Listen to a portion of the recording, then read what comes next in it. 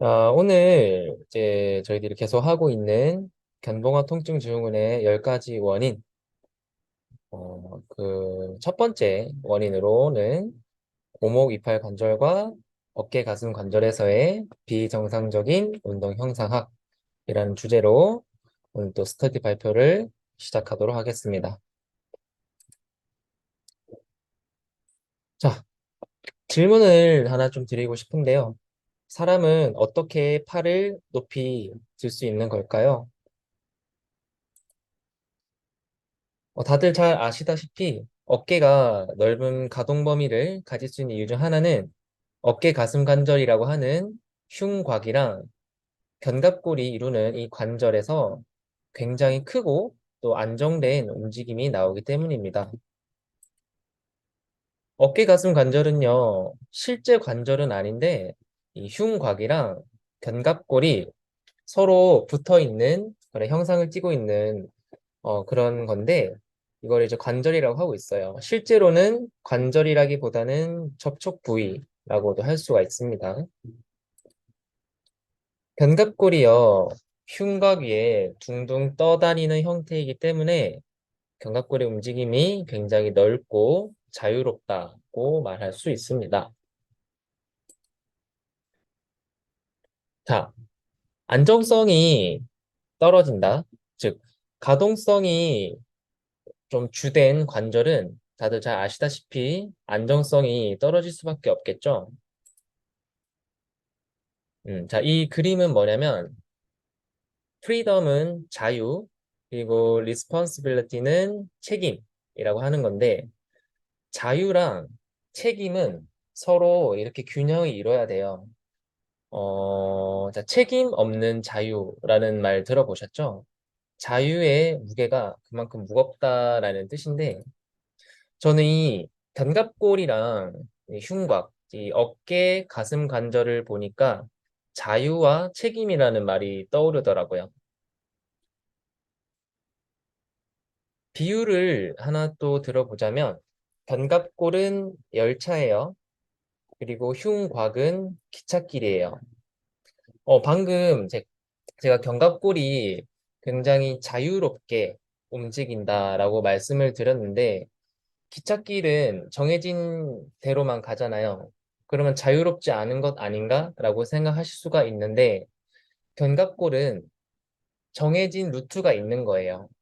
정해진 루트가 여러 개가 있고 그 여러 개의 루트가 있다 보니 견갑골의 움직임이 자유롭다라고 말하는 건데 그 정해진 루트 안에서는 정해진 대로 가야 돼요. 그런데 이 견갑골, 즉 열차가 흉곽, 레일을 벗어나면은 이런 탈선 사고가 일어나는 거예요. 그래서 오늘 스터디의 주제인 견봉화 통증 증후군의 10가지 원인, 그 중에 첫 번째, 어깨 가슴 관절에서의 비정상적인 운동 형상학은 이 사진을 보시면 이해가 되실 것 같습니다. 그래서 좀 쉽게 얘기를 하자면 어깨 가슴 관절에서 운동 형상학이 비정상적이다라는 말은 견갑골의 움직임이 비정상적이다라는 뜻입니다. 저희가 비정상적인 현상을 이해하기 위해서는 먼저 정상적인 것은 무엇인가에 대해서 알아야 됩니다. 견갑골의 움직임, 여러 가지 움직임이 있는데 그 여러 가지 움직임 중에서 저희들이 가장 중요하게 생각해야 되는 견갑골의 상방회전, 견갑골의 상방회전 움직임을 만들어내는 그런 근육들에 대해서 설명을 드릴게요. 첫 번째는 상부승모근입니다. 이 그림을 보시면 상부승모근이 쇄골에 붙어 있는 것을 보실 수가 있을 거예요. 쇄골의 원위부에 붙어 있는데 상부승모근은 왜 쇄골 끝에 붙어 있을까요? 채팅으로 한번 답변을 주시죠.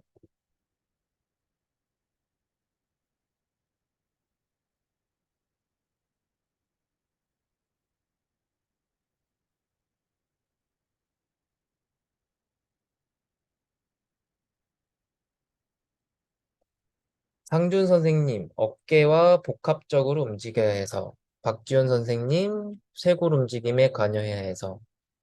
맞아요. 상부승모근은요, 이 쇄골 끝에 붙어서 어깨를 으쓱할 때 쇄골을 들어 올리는 역할을 해요. 영상을 한번 보실게요. 팔을 올리는 동작인데 쇄골이 올라가죠. 팔을 내리면 쇄골이 내려가요. 한 번 더 볼게요. 팔을 올리는 동안에 쇄골이 올라갑니다. 여기 SC 조인트가 중심축이고 이 중심축을 중심으로 쇄골의 원위부가 올라가요.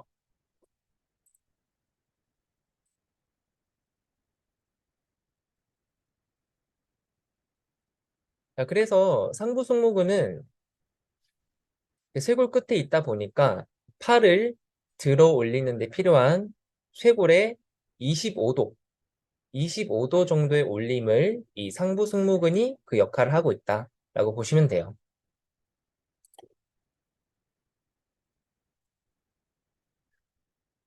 기능해부학은 조금 빨리빨리 지나갈게요. 자, 두 번째 근육은 하부 승모근입니다.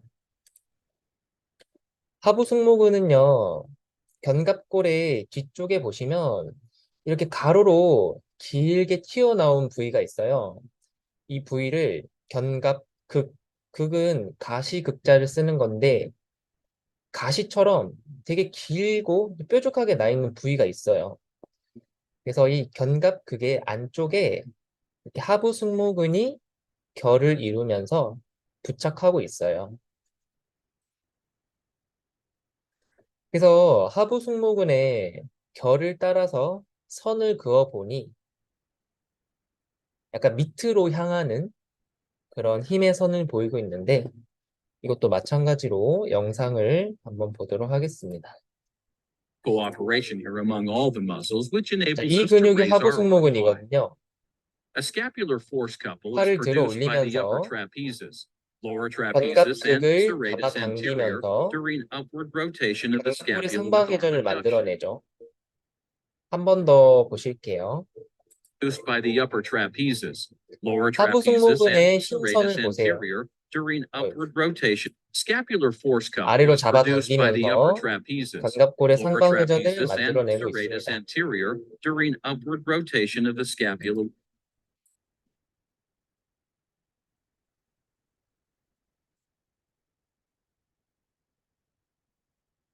여러분들 Y레이즈라는 운동 다들 아시죠? 하부 승모근 운동, 라운드 숄더 교정 운동에 좋은 Y레이즈. Y레이즈 운동을 이 각도로 하잖아요. Y레이즈 운동이 갖는 효과가 무엇일까? 자, 영상을 보시면은 이게 관상면이라고 하잖아요. 몸을 앞뒤로 나누는 평면, 관상면이라고 하는데 영상에서 봤을 때는 되게 관상면에서만 견갑골이 이렇게 상방회전 했다가 하방회전 했다가 하는 것 같은데 사실은 견갑골의 움직임은 시상면, 관상면, 그리고 횡단면 이 3차원으로 굉장히 입체적으로 나타나는 움직임입니다. 그래서 뉴만을 보시면 견갑골이 상방회전을 하면 20도, 약 20도는 posterior tilt, 후방경사를 하거든요. 근데 이 후방경사의 움직임을 전거근이 만들어주기도 하는데 하부 승모근도 같이 만들어줘요. 그래서 Y레이즈를 하는 이유는 팔을 들어 올린 상태, 즉 견갑골이 상방회전된 상태에서 필요한 견갑골의 후방경사 움직임을 같이 만들어주기 위해서 Y레이즈라는 운동을 하는 거예요. 오케이.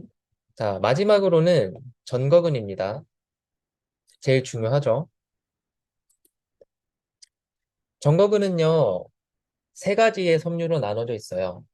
상부 섬유, 중부 섬유, 그리고 하부 섬유. 이렇게 세 가지 섬유로 나눠져 있는데, 먼저 전거근의 상부 섬유를 설명을 드리면, 여기 견갑골의 위쪽이 견갑골 상각이라고 하는데, 상각에 붙어서 갈비뼈의 1번, 그리고 2번에 붙어요.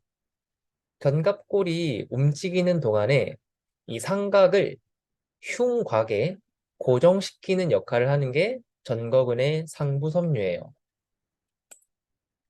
그리고 전거근의 중부 섬유는 여러분들 잘 아시는 이 푸시업 플러스 전거근의 그 날개뼈의 전인 프로트랙션 동작을 만들어내는 역할을 하는 게 전거근의 중부 섬유예요.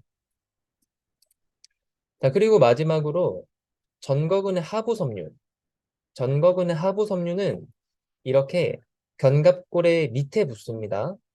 견갑골의 밑에 붙어서 견갑골의 하각을 전상방, 전상방은 뭐냐면 앞전자 그리고 위상자 써가지고 앞쪽으로도 당기고 위쪽으로도 당기는 이런 대각선의 힘을 발생시켜서 견갑골의 상방회전을 만들어내는 굉장히 강한 토크를 가지고 있어요.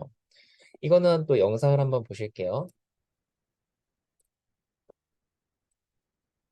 보시면 전거근의 하부 섬유가 여기 있는데 이 부분이 견갑골의 하각이에요.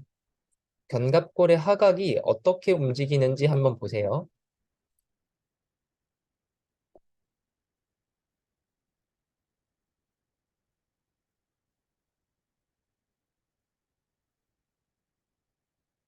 옆에서도 한번 볼게요. 견갑골 하각을 앞쪽으로 끌고 오면서도 위쪽으로도 끌고 와요.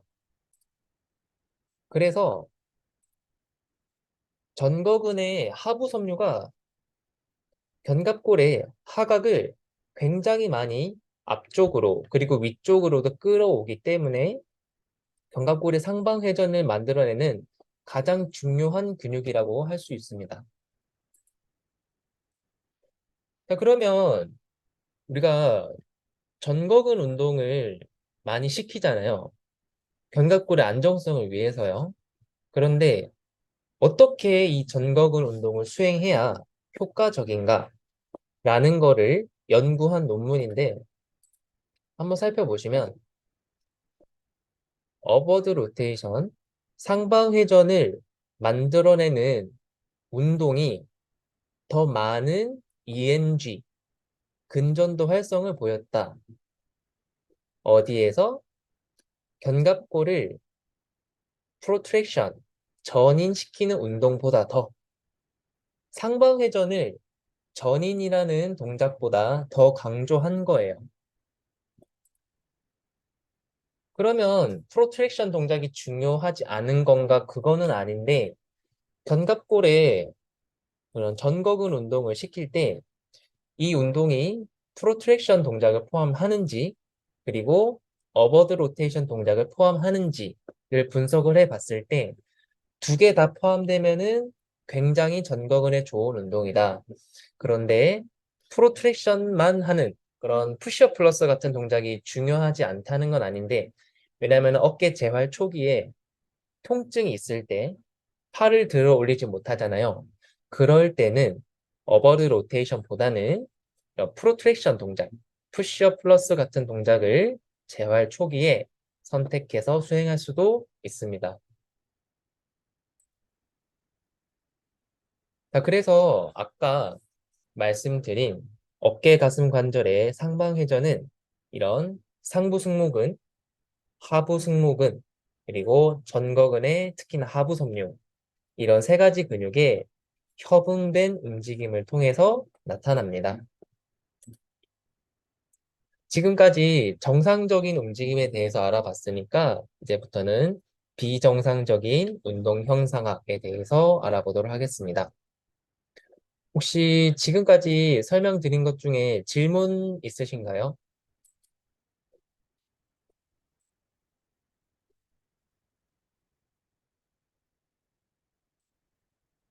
질문 없으시면 바로 넘어가도록 하겠습니다.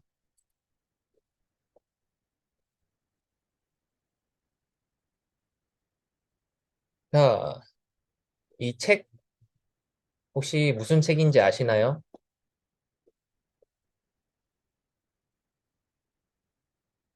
꽤 유명한 책인데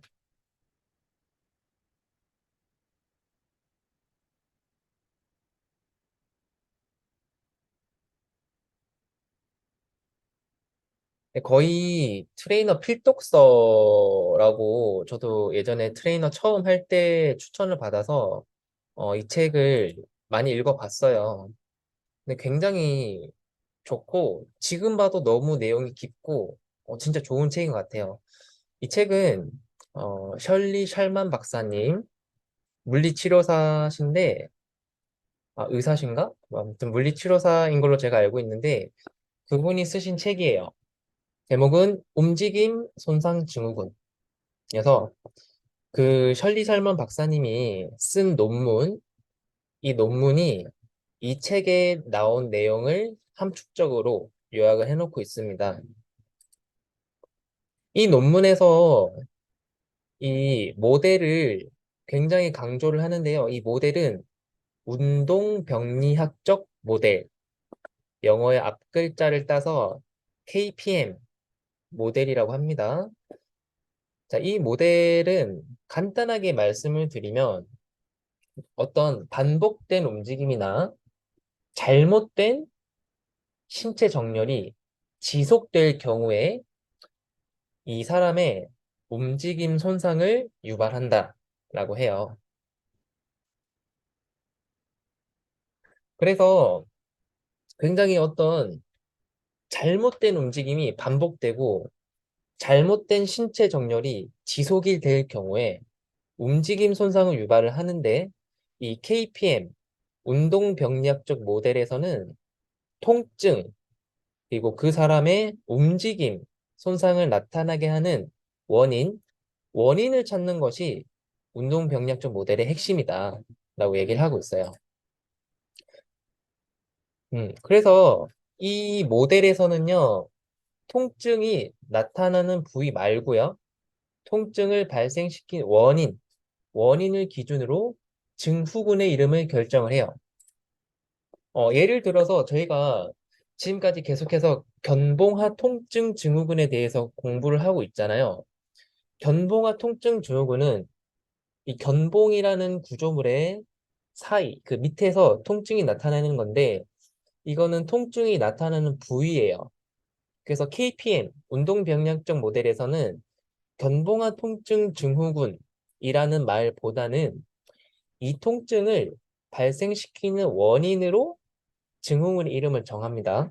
그래서 저번에 제가 설명을 드렸을 때 견갑골에 상방회전이 부족하면 견봉화 통증 증후군 유발할 수 있다고 했잖아요. 그래서 운동병리학적 모델에서는 견봉화 통증 증후군이라는 말보다는 견갑골이 하방회전돼 있는 게 이 통증을 발생시키는 원인이다 보니까 이 모델에서는 견갑골 하방회전 증후군이라는 용어를 사용을 하는 거예요. 오케이, 그러면 어깨에 통증이 있는 건 알겠어요. 그런데 회원님, 회원님은 지금 어깨가 아픈 게 회원님의 견갑골이 하방회전되어 있기 때문에 통증이 발생하는 것입니다. 라고 말할 수 있는 근거가 뭐냐고요.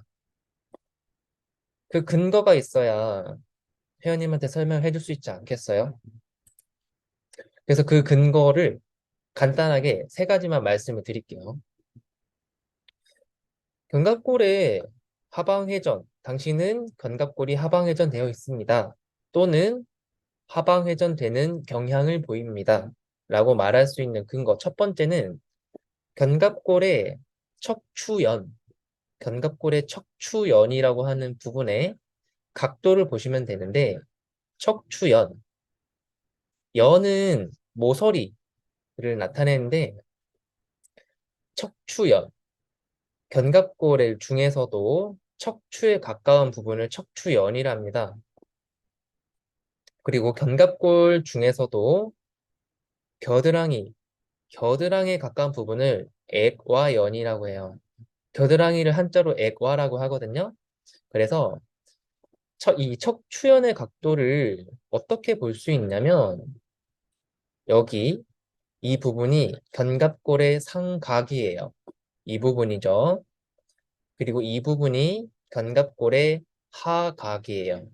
그래서 상각보다 하각이 안쪽으로 기울어져 있는 그런 정적 체형의 경우에 당신은 하방 회전이 경향을 보입니다. 라고 말할 수 있는 첫 번째 근거가 됩니다. 자, 두 번째는 SAT 테스트라고 해서 영상을 먼저 한번 보여드릴 건데 간단하게 설명을 한번 드리면 이렇게 엄지손가락으로 견갑골의 하각을 밀어주는 거예요. 뭐 할 때? 이 사람이 팔을 들어 올릴 때 검사자가 뒤에서 엄지손가락으로 견갑골의 하각을 쭉 밀어줘요. 왜 밀어줘요? 아까 전거근의 하부 섬유가 견갑골의 하각을 끌어와야 견갑골의 상방 회전이 만들어진다고 말씀을 드렸잖아요. 그러니까 엄지손가락으로 전거근의 하부 섬유 역할을 대신해서 도와주는 거예요. 영상을 한번 보실게요.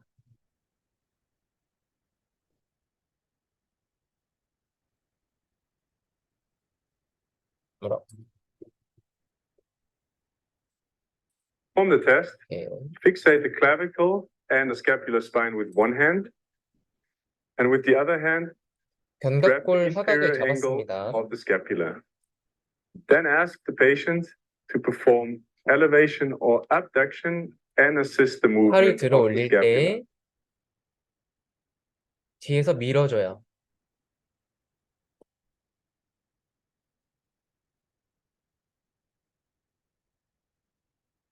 The test is positive if the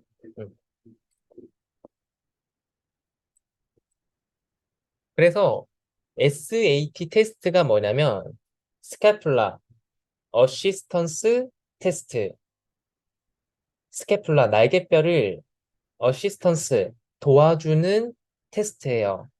이 사람이 팔을 들어 올릴 때 아플 수도 있잖아요.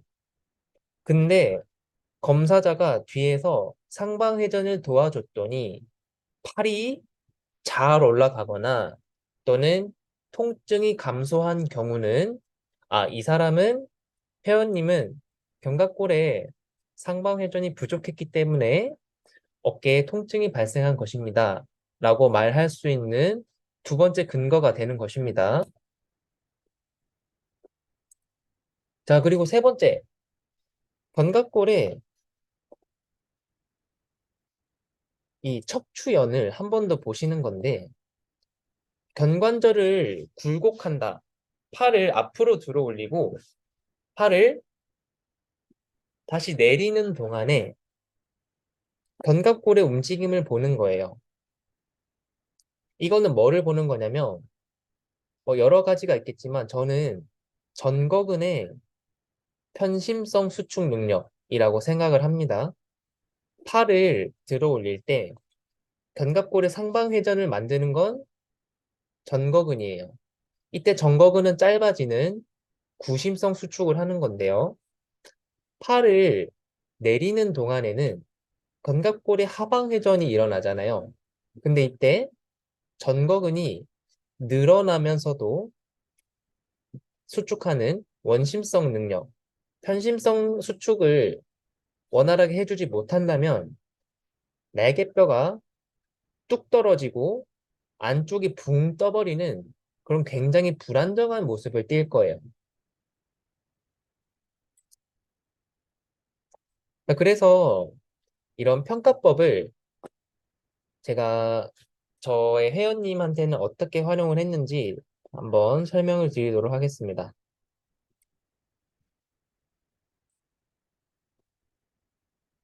자, 이분 같은 경우는 팔을 180도 들어 올리지 못하시는 분이세요.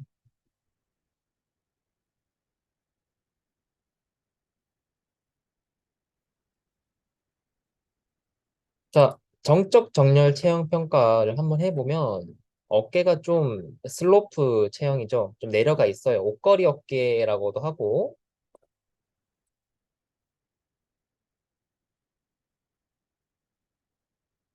그리고 이거는 아까 제가 첫 번째 근거, 정적으로 체형을 봤을 때 견갑골의 척추연, 견갑골의 삼각과 하각이 이루는 각도를 봤을 때 하각이 안쪽으로 좀 들어와 있으세요. 그러니까 이분은 가만히 있는 상태에서도 견갑골이 하방 회전되는 경향을 띠신 거예요.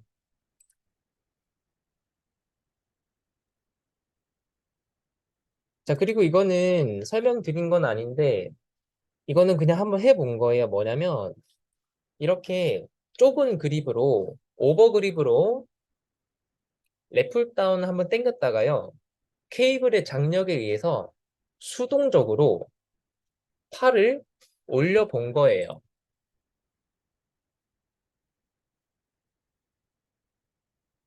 근데 보시면 이렇게 수동으로 장력을 만들어서 팔을 올리게 했더니 좀 잘 올라가는 것 같아요. 이거는 그냥 한번 해본 거예요.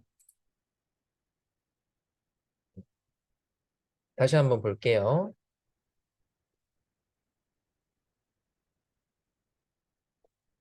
아까보다 좀 잘 올라가지 않나요?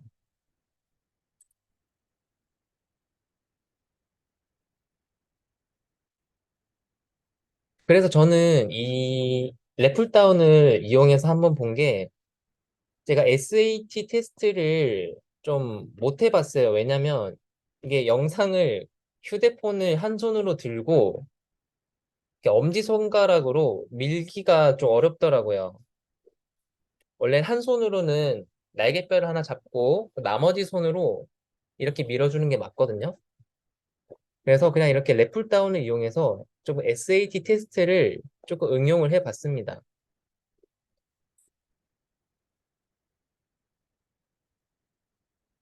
그리고 이거는 제가 인스타에 한번 올렸던 건데 제가 손을 이렇게 잡아요. 견갑골 이렇게 잡고 여기 보시면 제가 엄지랑 검지로 견갑골의 하각을 잡았습니다. 그리고 수동적으로 견갑골을 상방회전 시켜줘요. 오케이. 자, 이렇게 할 때 저는 눈으로 팔이 180도 올라가는지를 계속 체크를 해요. 이것도 어떻게 보면 SAT 테스트죠. 이렇게 하니까 팔이 잘 올라가시더라고요.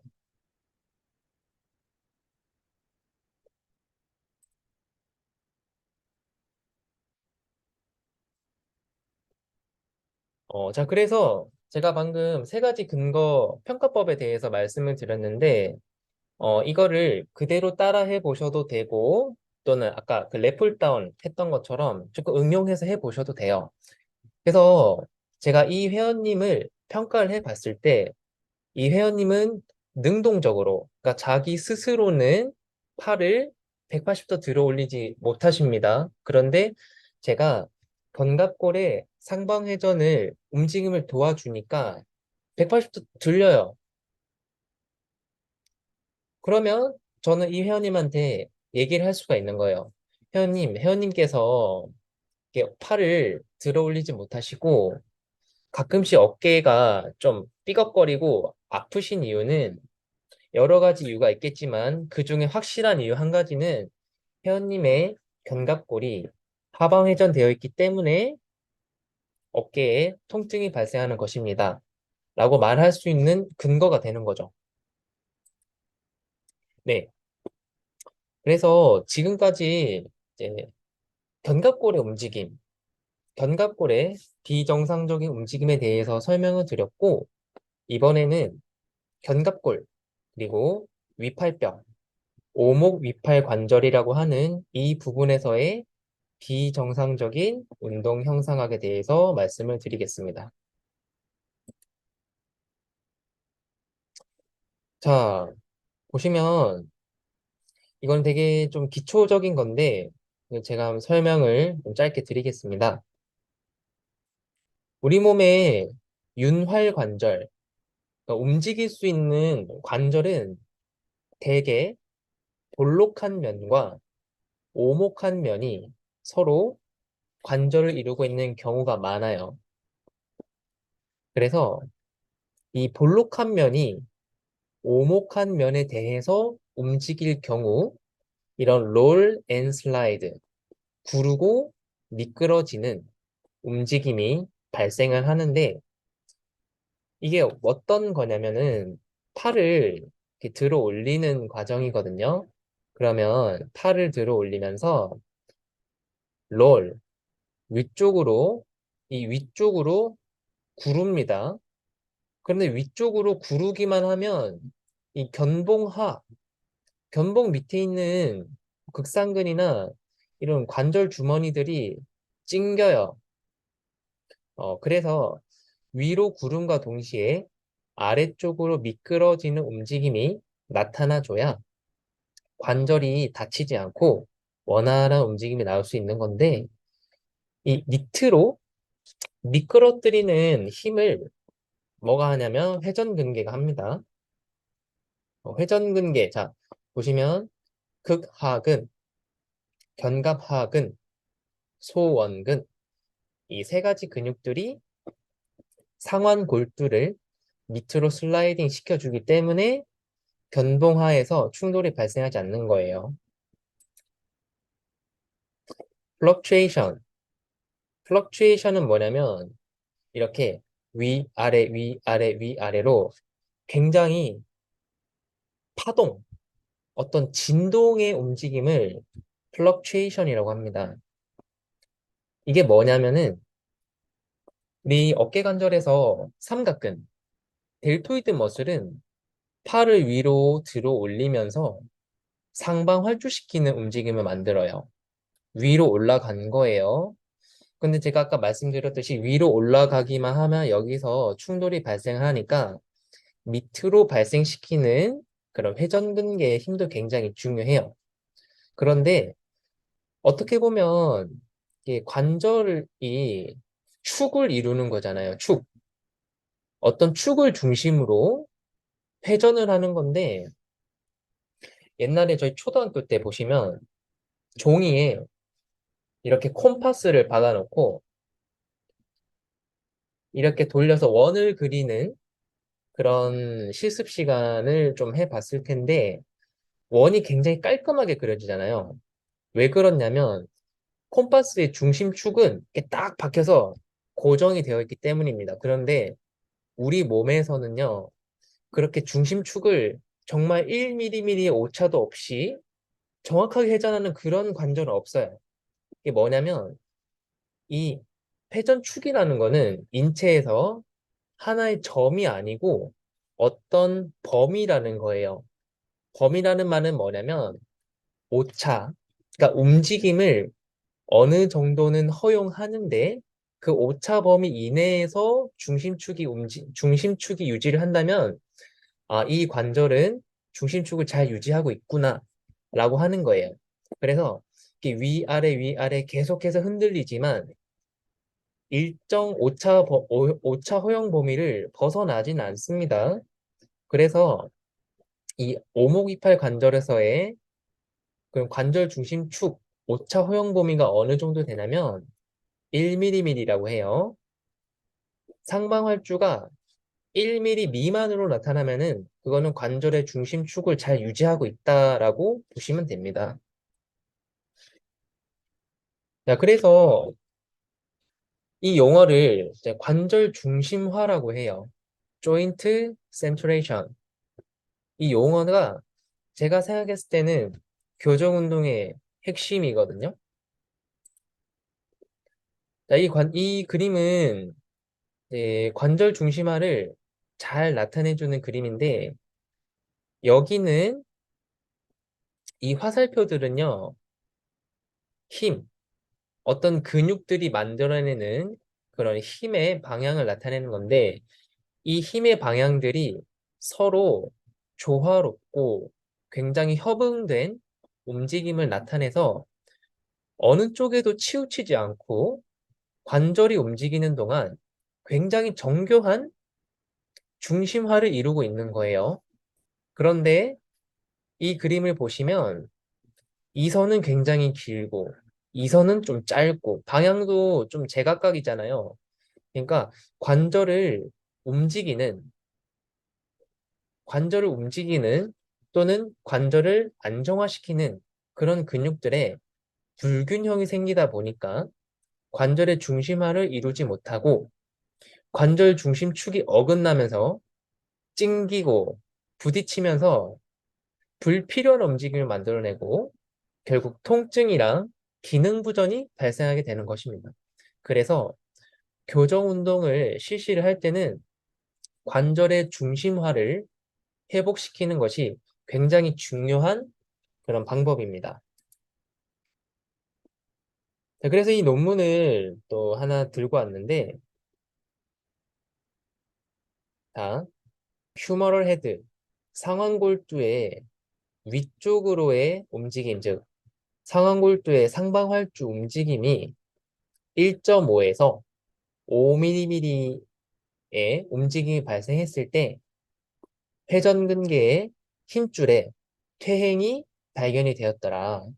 이 말은 뭐냐면 제가 아까 어깨관절의 중심화, 오차 허용 범위는 1mm 이내라고 했잖아요. 그런데 1mm를 한참을 벗어난 거예요. 1.5에서 5mm 범위 내에서 이런 상완골두가 움직였을 때 회전근개 힘줄에 퇴화가 발견이 되었더라 라고 보시면 돼요. 그러니까 회전근개가 기능을 못하니까 상완골두의 상방활주를 막아줄 수가 없는 거예요. 자, 이 논문은 이 견갑상신경, 수프라스케풀라 nerve라고 해서 극상근이랑 극하근을 지배하는 신경인데 리도카인이라고 하는 거는 마취제거든요. 그러니까 이 리도카인 주사로 견갑상신경을 마취를 시켜봤어요. 그렇게 됐을 때 어깨관절 주변의 근활성도에 어떻게 변화가 발생했느냐를 살펴보니까 자, 이거는 보시면 극하근입니다. 극하근이 포스트블록, 견갑상신경을 마취를 시키고 난 후에 극하근의 근활성도는 낮아졌어요. 이 근육은 미들 델토이드, 그래서 측면 삼각근이죠. 미들 델토이드는 오히려 견갑상신경, 즉 극상근이랑 극하근을 못 쓰게 만들었더니 이런 삼각근의 활성도는 오히려 높아졌다고 해요. 그래서 이 실험 결과가 의미하는 바가 무엇이냐? 한번 생각을 해보면, 결국에는 아까 했던 말 또 하는 거예요. 회전근개의 활성화가 부족하면 삼각근의 수축에 의해서 발생하는 상완골두의 상방활주 힘을 상쇄시킬 수가 없으므로 견봉하에서 충돌을 야기한다 라고 이해를 하시면 됩니다. 오케이. 자, 그러면 지금까지 제가 회전근개 기능에 대해서 설명을 드리고, 그러면 우리가 운동 지도자로서 회전근개의 기능을 회복시켜야 되겠구나, 라는 것을 알겠어요. 그런데, 그럼 어떻게 회전근개 기능을 회복시켜야 되고, 우리는 어떻게 운동을 시켜야 되는가? 자, 조금 생뚱맞긴 한데, 이거는 고관절이죠. 고관절을 안정화시키는 인대가 세 가지가 있는데 그 중에서 고관절의 앞쪽에 위치한 엉덩럽다리 인대, 일리오페모럴 리가먼트라고 합니다. 근데 이 인대가 우리 인체 중에서 가장 강하대요. 약 350kg의 잡아당기는 힘을 견딜 수 있다고 합니다. 자, 그런데 우리 힙업을 좀 공부하신 분들은 다들 아시겠지만 절구관절, 절구, 이게 떡 이렇게 찢는 그 바구니 같은 거를 이제 절구라고 하는데 절구관절, 어깨관절이랑 고관절은 둘 다 절구관절이에요. 영어로는 ball and socket 관절이라고 하는데 둘 다 절구관절이에요. 근데 고관절은 이 소켓이 깊어요. 그래서 둘 다 절구관절이지만 고관절은 견관절보다는 그래도 좀 안정성이 있어요. 왜냐면 깊으니까. 근데 견갑골은 깊이가 너무 얕아. 그래서 이 관절은 가동성을 얻기 위해서 안정성을 포기한 거예요. 바꿔 말하면 안정성이 떨어지니까 가동성이 큰 거겠죠. 그래서 어깨관절의 가동성을 위해서는 이런 운동을 제한하는 그런 되게 굵거나 움직임을 제한하는 그런 인대들은 없어야 돼요. 그런데 그렇다고 어깨관절이 안정성을 다 포기한 건 아니고, 그래도 안정성은 챙겨가야 돼요. 그런데 제한하는 그런 굉장히 강한 인대가 있어서는 안 된다고 말씀을 드렸어요. 그럼에도 불구하고 견관절이 그래도 안정성을 유지할 수 있는 이유는 뭐냐면 이게 관절 주머니라고 합니다. 캡슐, 관절 캡슐, 관절 낭이라고도 하는데 관절을 감싸고 있는 인대성 조직이에요. 인대성 조직. 이 인대성 조직을 회전근개가 덮고 있는 거예요. 덮어줘요. 이 관절 주머니를. 회전근개가. 앞에서도 덮어주고 뒤에서도 덮어줘요.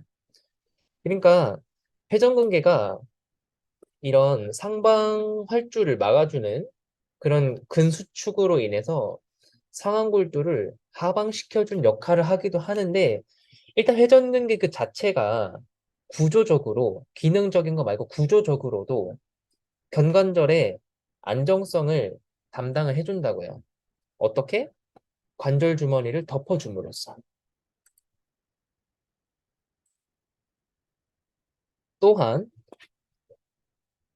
자, 이 그림은 뭐냐면 이 어깨 관절을 외회전 시켜 본 거예요. 외회전. 외회전을 시켜 봤더니 제가 방금 이제 관절 주머니, 이 인대성 조직이랑 회전근개가 서로 섞여 있다고 말씀을 드렸잖아요. 그러니까 외회전을 하는 근육 중에 하나가 극하근입니다. 극하근을 수축을 시켜 보니 PC, 포스테리어 캡슐, 그러니까 후방 관절낭인데 후방 관절낭이 팽팽하게 늘어난대요. 이거 뒤쪽에서 수축을 하다 보니까 길하근이 견갑하근은 늘어나겠죠.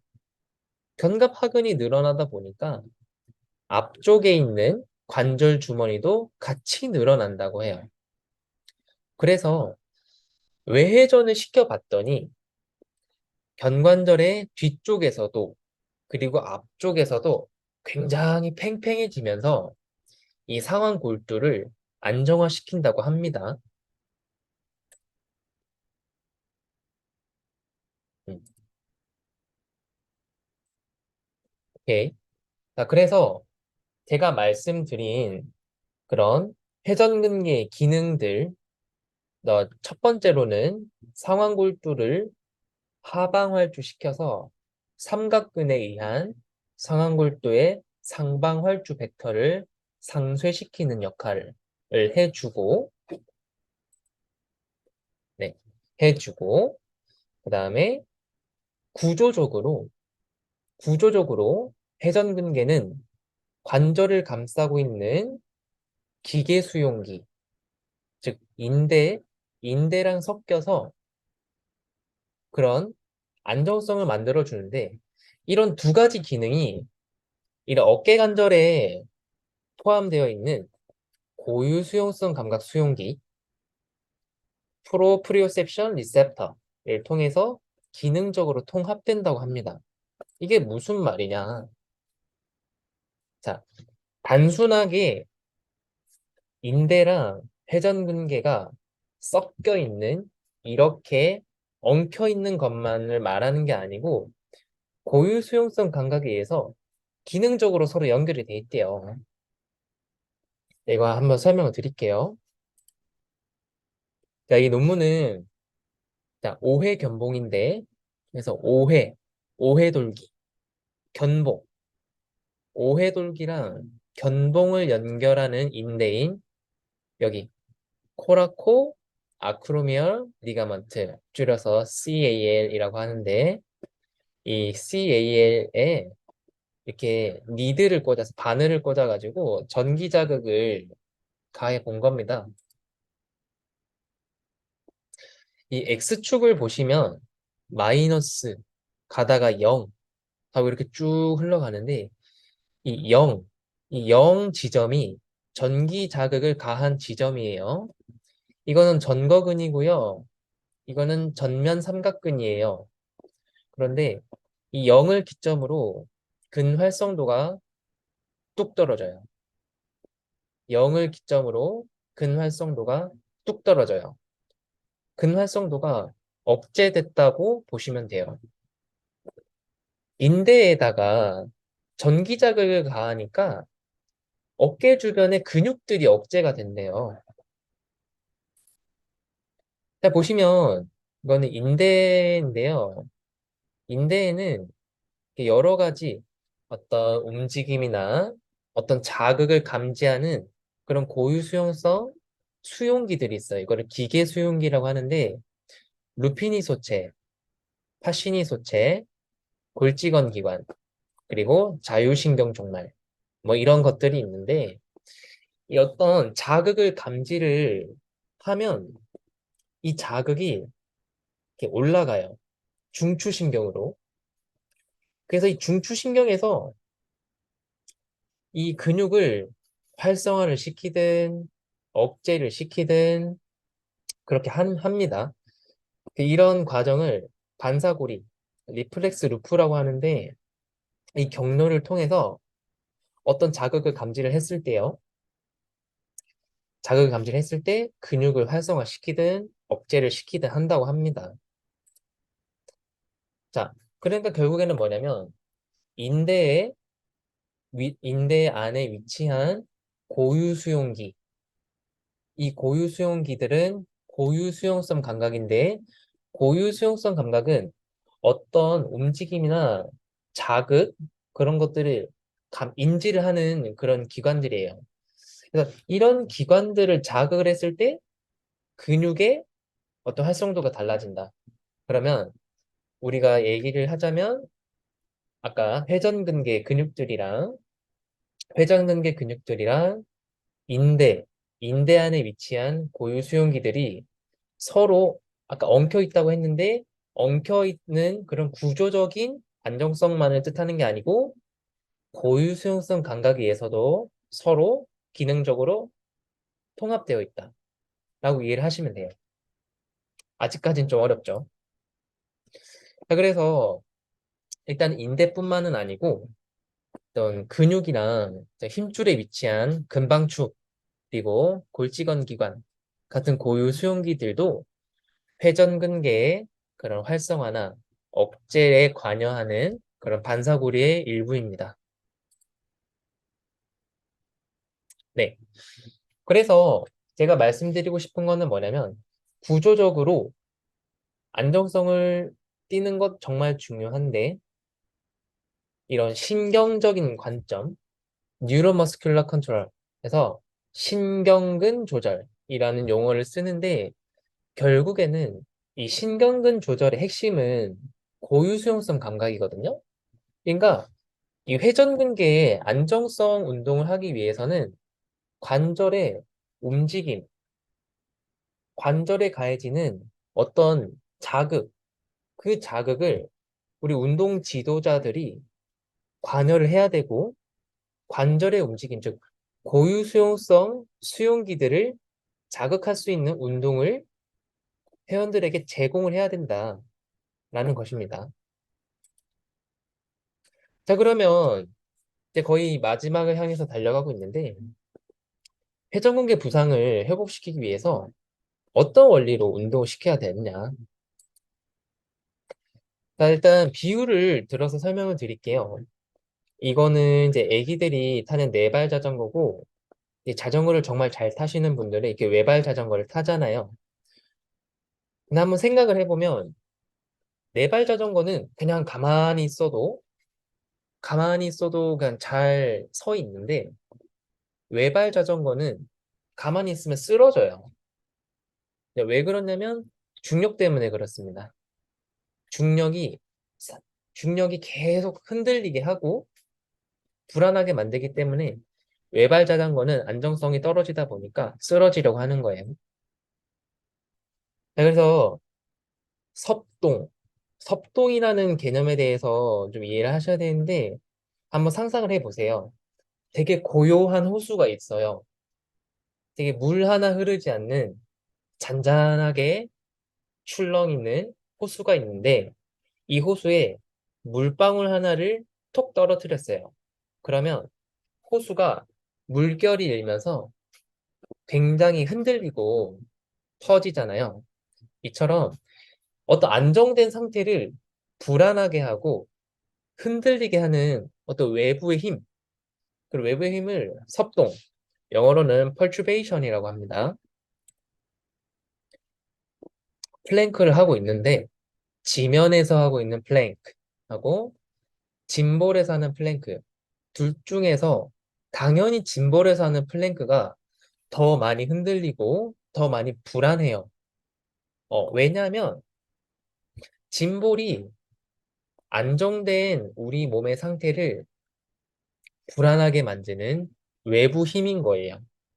그래서 짐볼이 우리 몸에 대한 섭동, perturbation으로 작용하는 것입니다.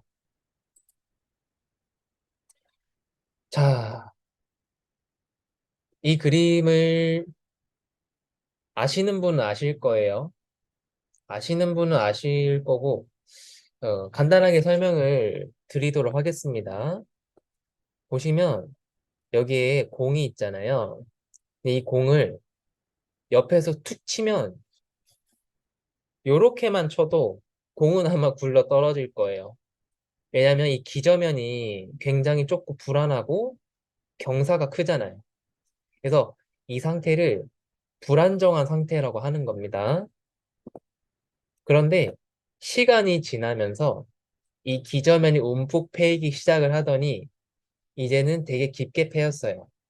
이렇게 됐을 때는 내가 이 공을 이렇게 꺼내지 않는 이상은 이 공은 아마 흔들리지 않을 거예요.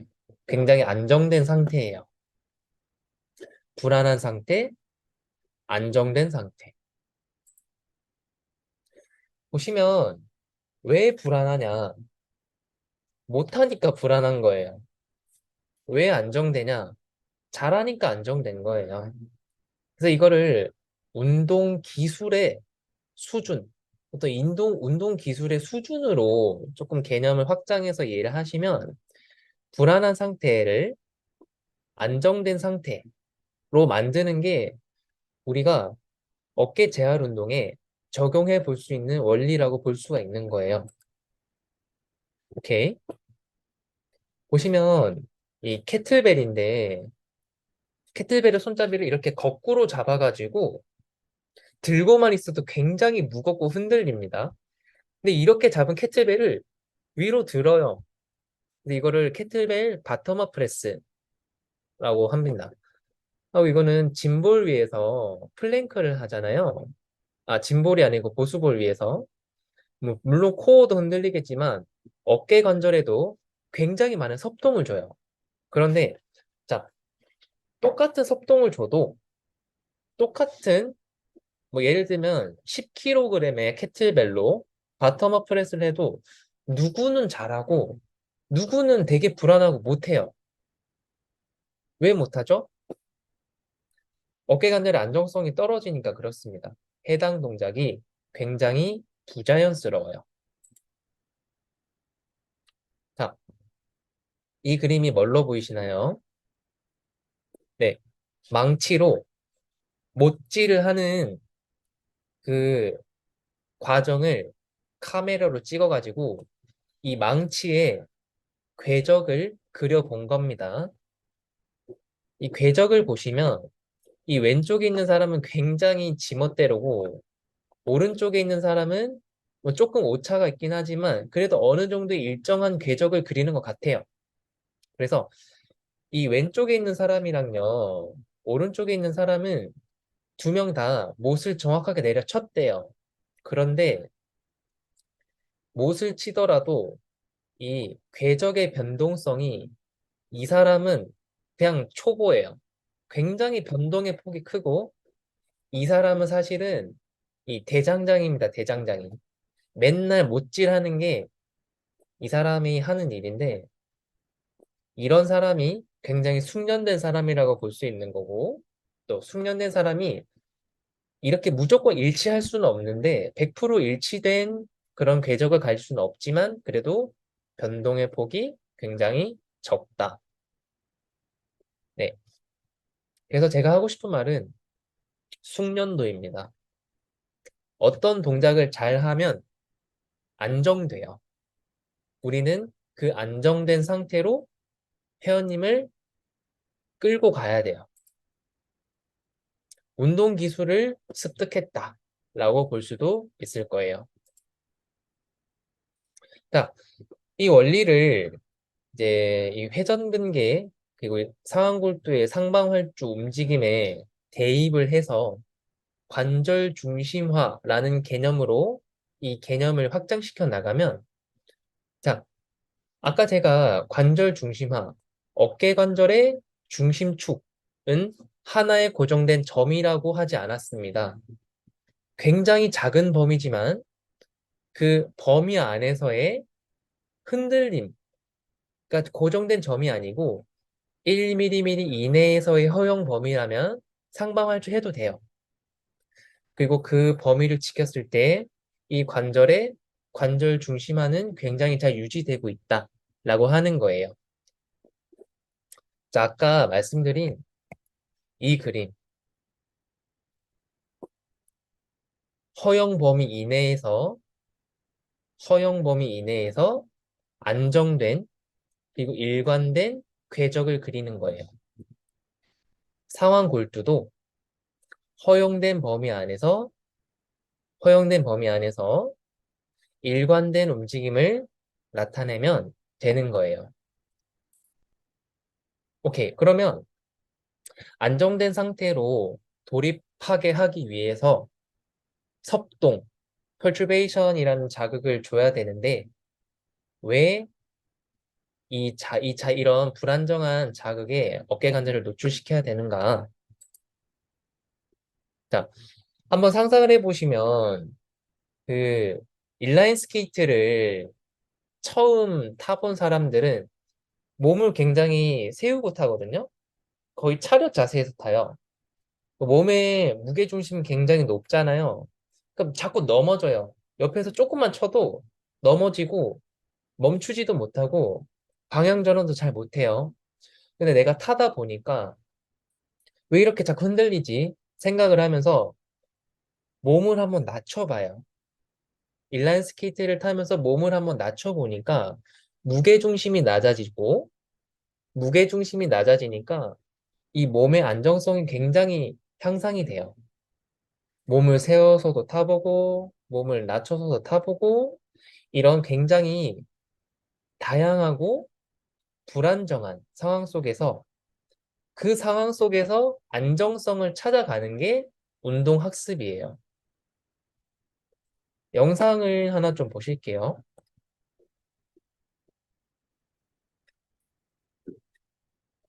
벤치프레스 할 때 어깨 관절 불안한 사람들. 제가 이거 바벨의 이름을 잘 모르겠는데 이게 굉장히 As you can see, the 흔들리더라고요. hanging weights bouncing around make this bar crazy to stabilize. But that's the point. When you're especially dealing with any type of shoulder injury, It's difficult a lot of times to handle a lot of 바벨이 load. 이리저리 막 But this 흔들리죠. allows you many times to perform 어깨 관절을 불안정한 상황에 노출을 시킨 겁니다. 그리고 아까 말씀드린 But it's the 바텀업 same 프레스. principle.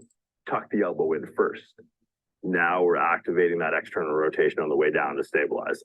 잘 Well, you 보면 make that look 굉장히 really easy. 흔들려요. Really hard. I'm sweating. I'm sweating. This is challenging, and I would recommend someone starting with a really light. Yeah, yeah. This is 그래도 굉장히 잘 하죠.